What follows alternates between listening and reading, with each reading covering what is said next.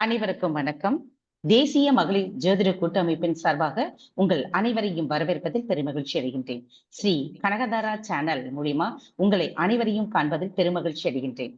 இன்று நம்மிடையே ஜோதிட வல்லுனர் மிக 20 வருடங்களுக்கு மேலாக சிறப்பு பெற்ற பல்வேறு துயரங்களையும் கஷ்டங்களையும் மூழ்கி இருந்தவர்கள அதாவது தத்தளிச்சிட்டு இருக்கக்கூடியவர்களை கூட மேலே எழுத்தி அவர்களுக்கு வந்து நல்ல ஒரு வாழ்க்கையில சுபிட்சமான முறையில ஒரு நல்ல நீரோடை போல போற மாதிரியான ஒரு வாழ்க்கைக்கு வழிகாட்டியா இருக்கக்கூடியவர் அப்படிங்கறத சொல்லலாம். அவர் கைரேகை மற்றும் பிளட் குரூப் ஆராய்ச்சியாளர் நம்ம சிவன்மலை ஜோதிடர் தாராபுரம் மகேஷ்குமார் ஐயா அவர்களை அன்புடன் வரவேற்பதில் பெருமகிழ்ச்சி. ஐயா வாங்க. இவர் வந்து இன்னைக்கு இவர் வந்து நமக்கு யாருமே இதுவரையிலும் உலகத்திலேயே யாரும் வெளிவராத சொல்லாத ஒரு ரகசியத்தை நமக்கு சொல்ல போறாங்க.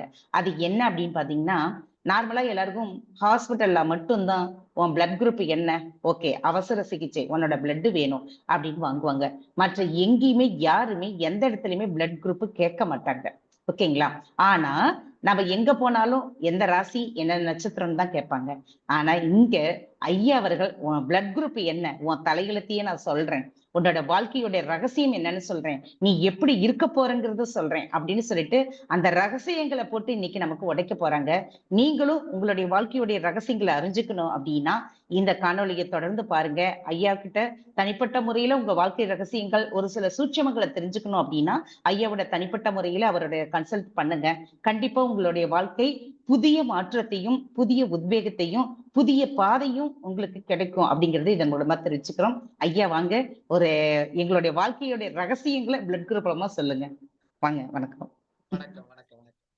தேசிய மகளிர் கூட்டமைப்பு மற்றும் கனகதாரா யூடியூப் சேனலை பார்த்து கொண்டிருக்கிற அனைத்து சப்ஸ்கிரைபர்களுக்கும் சிவன்மலை ஜோதிடர் தாரா மகேஷ்குமாரின் அன்பான வணக்கத்தை திரு கனகாம்பாள் மேடத்துக்கும் உரியதாக்கி எனக்கு இப்படி ஒரு அரிய வாய்ப்பை ஏற்படுத்தி கொடுத்திருக்காருன்னா, திருவள்ளுவர் வாழ்ந்த காலத்துல இப்படி ஒரு யூடியூப் சேனல் ஆரம்பிச்சிருந்தாங்கன்னா திருவள்ளுவர் பேசுறது நம்ம கேட்டிருக்கலாம். ஆனால் இந்த ஒரு வாக்கியத்தை நம்ம என்ன சொல்றோம்னு கேட்டீங்கன்னா, தோன்றின் புகழோடு தோன்றுக அக்திலா தோன்றலின் தோன்றாமை நன்று அப்படின்னு ஒரு ஐயர் எழுதிட்டு போயிருக்கார்.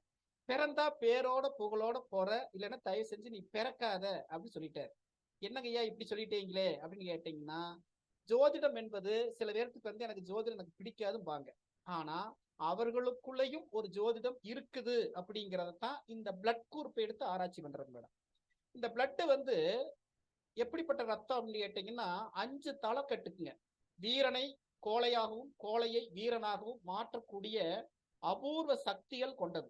அப்போ 1000 வருஷங்கள் 2000 வருஷங்கள் ஆனாலும் ஒரு குழந்தை பிறந்திருக்கிறது என்று சொன்னால் அவங்களுடைய வம்சாவளியில ஒருத்தர் இறக்க ஒருவர் பிறக்க, அப்படிப்பட்ட ஒரு அபூர்வ சக்தி தான் இந்த ரத்தம்ங்க. ஏ குரூப் ரத்தம், பி குரூப் ரத்தம், ஏ பி ஓ. இந்த பேர் ஏன் வச்சிருக்கிறாங்க அப்படின்னா ஆங்கில எழுத்துல 26 எழுத்து இருக்குது. ஏன் வந்து சூரியனையும் சந்திரனையும் மையமாக கொண்டிருக்கிறாங்க அப்படின்னு கேட்டீங்கன்னா, நீ அரசனாக பிறந்தால் இந்த மாதிரித்தே நீ கஷ்டப்பட்டு நீ அந்த நாற்காலிக்கு நீ போவாய். நீ அதே மாதிரி தாய்மை உள்ள கொண்டிருக்கிற அப்படின்னு கேட்டீங்கன்னா, கவிஞர் கண்ணதாசன் இருந்து கவிஞர்களை போல நீ வந்து பாடல் ஆசிரியராக எழுதி ஒரு தாயுடைய தாளாட்டு ஒரு குழந்தை உறங்குவதற்கு, ஒரு தலைவனுடைய தாளாட்டு ஒருவருடைய உயர்ச்சி அந்த வளர்ச்சிக்கு அந்த எழுதியிருப்பாங்க. அப்படின்னு ஏ குரூப் ரத்தம்னா நிர்வாக திறமை, பி குரூப் தத்துவம் பிளட் கொண்டவங்களுக்கு பார்த்தீங்கன்னா அந்த பாடல் மூலியமாக மக்களை வந்து சாந்தப்படுத்துறதுக்காக பிறந்திருக்கிறாங்க. இந்த ஏவும் பியும் கலந்தவங்க எப்படி இருப்பான்னு கேட்டீங்கன்னா அமாவாசை குணம் கொண்டவங்க. அவங்களுடைய உடம்புலயே அமாவாசை இருக்கும். அப்ப அமாவாசை அன்னைக்கு என்னன்னு கேட்டீங்கன்னா சூரியனும் சந்திரனும் இணைந்து செய்யக்கூடிய ஒரு பணிகள். அவங்களுக்கு எல்லா காரியமும் அவங்களுக்கு தெரியும். நாளைக்கு உலகத்துல என்ன நடக்க போகுது, 2025 இருந்து 2100 என்ன நடக்க போகுதுன்னு அவங்களுக்கு தெரியும். ஆனா சொல்ல தெரியாது. அதுக்கு என்ன வேணும்னு கேட்டீங்கன்னா, எங்களை மாதிரி இருக்கிற ஜோதிடர்களுக்கு வந்து நீங்க என்ன செய்யணும், உங்க பிளட் குரூப் கொடுத்து ஆராய்ச்சி பண்ணி நீங்க இதை சார்ந்த நூல்கள் படிங்க, முதல்ல உங்க குடும்பத்துக்கு ஒரு வெளிச்சத்தை உண்டு பண்ணுங்க அப்படிங்கிறது ஒண்ணு. இந்த ஓ பிளட் குரூப் கொண்டவங்க எப்படி இருப்பான்னு கேட்டீங்கன்னா கேது பகவானுங்க. கேது பகவான் எப்படிப்பட்டவர்னு கேட்டீங்கன்னா ஞான மார்க்கமா இருப்பாங்க. சன்னியாசியான குடும்பம், எனக்கு எதுவுமே வேண்டாம்ப்பா, இந்த உலகமே எனக்கு ரொம்ப போர் அடிக்குது அப்படின்னு சொல்லி ஒரு மரத்து கீழே உட்கார்ந்து ஒரு தியானங்கள் பண்ணி சித்தர்கள்ட்ட போய் வரம் கேட்டு நான் என்ன சொல்ல விரும்புறோம் அப்படின்னா நீங்க ஒண்ணுமே சொல்ல வேண்டாம், அந்த சித்தரை வீட்டுக்குள்ள கூப்பிட்டீங்கன்னா அவர் உங்க உடம்புல வந்து உட்கார்ந்து இந்த உலகத்துல நடக்க போறது பூரா அவர் சொல்லிடுவார். சோ இந்த பிளட் குரூப்புடைய குணாதிசயங்களை மையமாக கொண்டு ராசி நட்சத்திரத்துக்குள்ள இன்வால்வ் ஆகாம உன்னோட பிளட்டு உன்னுடைய குணம், இந்த வயசுல நீ வந்து நல்லா வீர விளையாட்டுக்கள், விவேகமான விளையாட்டுக்கள், கல்வியில் ஆராய்ச்சிகள், அணுசக்தி விஞ்ஞானி அப்துல் கலாம் ஐயா போன்ற நீங்க ஒரு ஏதாவது செய்வீங்க அப்படின்னா இந்த ரத்தம் அப்படிங்கிறது என்ன கேட்டீங்கன்னா நம்ம வம்சாவளியிலிருந்து அப்பாவுடைய அந்த ரத்தத்திலிருந்து கருவாக தாயுடைய அமைப்பு உருவாகி அந்த நேரத்துல எந்த தெய்வம் உங்களை பார்த்து அந்த உயிர் கொடுக்கிறதோ அதுதான் உங்களுடைய உண்மையான தாயும் தந்தையர். அப்ப நம்ம வந்து பிறந்திருக்கிற அப்பா அம்மா நினைக்கிறோம், அது உண்மையான அப்பா அம்மா அல்ல. அந்த உயிரை யார் கொடுத்தார்களோ அவருதான் உடைய தந்தை. உதாரணத்துக்கு வந்து ஏ பிளட் குரூப் கொண்டவங்க பூச நட்சத்திரத்தன்னைக்கு பிறக்கிறாங்க அப்படின்னு கேட்டீங்கன்னா சனீஸ்வர பகவானுடைய அருளாசி பெற்றவங்க. நீங்க கட்டாயம் ஒரு நீதிமானா கருப்பு கோட் அணிஞ்சு நீங்க ஒரு அட்வொகேட்டு லாயரா மிகப்பெரிய ஒரு அட்வொகேட், அதாவது பாத்தீங்கன்னா டாக்டர் அம்பேத்கரை போல நீங்க ஒரு சட்டத்தினுடைய மேதைகளா இருப்பீங்க அப்படிங்கிறத உணர்த்துறாரு. அப்போ நீங்க பாத்துக்குங்க, ஒரு அம்பேத்கர் ஐயா அவர்களும் நம்ம குழந்தையாட்டம் பிறந்திருப்பாங்க. அணுசக்தி விஞ்ஞானி அப்துல் கலாம் ஐயா குழந்தையாட்டம். இவங்கெல்லாம் ஏன் இப்படி மாறுறாங்க அப்படின்னு கேட்டீங்கன்னா அந்த பிளட் குரூப்ல நான் நாட்டுக்காக உலகத்துக்காக தன்னை அர்ப்பணம் செய்வேன் அப்படின்னு சொல்லி அந்த ரத்தம் தீர்மானிச்சிருக்கு. அதனாலதான் அவங்கெல்லாம் வந்து இன்னைக்கு வாழ்ந்துட்டு இருக்கிறாங்க. நம்ம என்ன செய்யறோம்னு கேட்டீங்கன்னா நம்ம உடம்புல ஓடிட்டு இருக்கிற ரத்தம் வந்து சும்மா சாதாரணம் அப்படின்னு நினைச்சிடக்கூடாது. 5 தலைக்கட்டுக்கு முன்னாடி என்ன நடந்துச்சோ அதையும் சொல்லு, அடுத்த 5 தலைக்கட்டுக்கு எப்படி இருக்க போறேன்னு சொல்லு.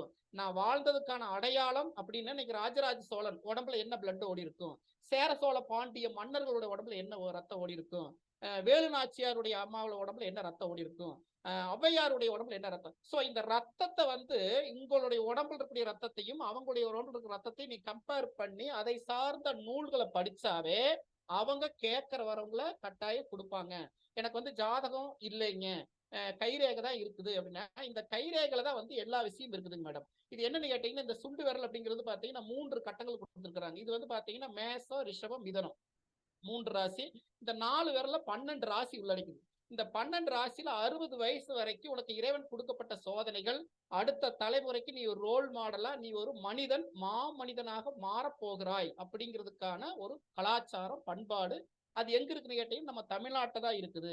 அதைத்தான் ஐயன் திருவள்ளுவர் நீ தோன்றிருக்கிறதே வந்து பேரோட புகழோட பிறந்த ஒரு மண்ணுல மொழியில் நீ பிறந்திருக்கிற, உனக்கு புகழ் உண்டு.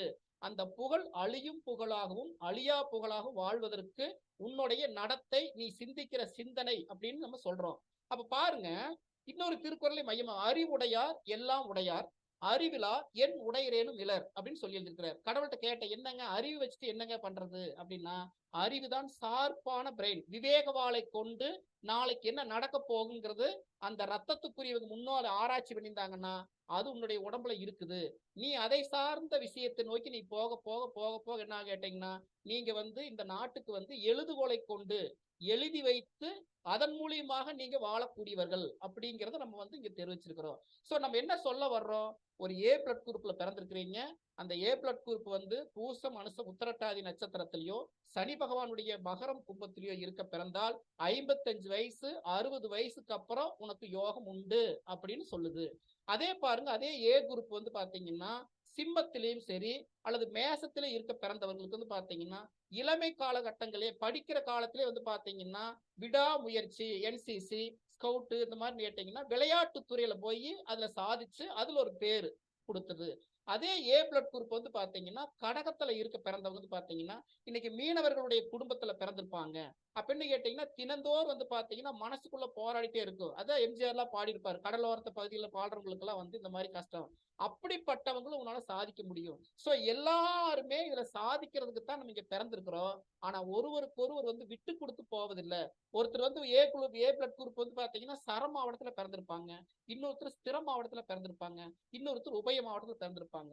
சோ ஒவ்வொருத்தருக்கும் ஒவ்வொரு விதமான அறிவு ஆற்றல் இருக்குது. ஆனா நம்ம ஆராய்ச்சி செய்யாம கடவுள்கிட்ட போய் நம்ம முறையிடுவதை காட்டிலும் நம்ம முன்னோர்கள்ட்ட நம்ம கேட்கணும். அது எப்படி கேட்கணும்னு கேட்டீங்கன்னா 15 திதிகள். ஒருத்தருக்கு வந்து குழந்தை பாக்கியம் இல்லாம இருக்கிறாங்க அல்லது குழந்தை பிறந்து படிக்காம இருக்குது. அப்ப அந்த பிளட் குரூப் எடுத்து ஆராய்ச்சி பண்ணி நம்ம என்ன கேட்டீங்கன்னா இப்ப சனி பகவான் அப்படின்னு ஒருத்தர் இருக்கிறார். சனி பகவான் பாருங்க மேசத்துல இருந்து மீனத்து வரைக்கும் ஒரு கால்குலேஷன் பண்ணி வச்சிருக்கிறார். உன்னுடைய குழந்தை இந்த வயசுக்கு அப்புறம் அவன் நல்லா படிப்பான், அது வரைக்கும் அவன் கஷ்டப்படுவான் அப்படின்னா அந்த முன்னோர்கள் கஷ்டப்பட்டுக்கிறாங்க அப்படிங்கிறத நம்ம வந்து கண்டுபிடிச்சிட்டு, சரி அப்பா படிக்கல, மகனும் படிக்கல, பேரன் வந்து படிப்பானா அப்படின்னு கேட்டீங்கன்னா, இந்த அப்பாங்கிறது அஸ்திவாரம். அப்பா என்ன செய்யறாரோ அது அங்க கிளியர் ஆகும். என் மகன் படிக்கல அப்படின்னு கேட்டீங்கன்னா, நீ என்ன செய்யணுமோ அந்த உன்னோட ரத்தத்திலிருந்து தான் அந்த குழந்தை உருவாயிருக்கு. அந்த குழந்தை வானத்திலிருந்து வரல. அப்ப உன்னுடைய ரத்தத்திலிருந்து அந்த குழந்தை உருவாயிருக்குதுன்னா, உன்னுடைய கர்மாவன் கூடி அந்த குழந்தை பிறந்திருக்குது. அதுக்கு நீங்க செய்ய வேண்டிய பரிகாரங்கள் என்ன கேட்டீங்கன்னா, திதிகள், அதாவது விதி சரி செய்தால் திதி கொடுக்க வேண்டும். அப்ப என்ன ஆயிடுதுன்னா, இது வந்து திதி, கரணம், யோகம், நாலு, நட்சத்திரம். இதுக்குள்ளதான் பஞ்சபூத ரகசியம் ஒளிஞ்சிருக்குது. அப்ப என் குழந்தை வந்து நல்லா படிக்கல அப்படிங்கிறதுக்கு காரணம் நம்ம கற்றுக்கக்கூடிய அறியாமை.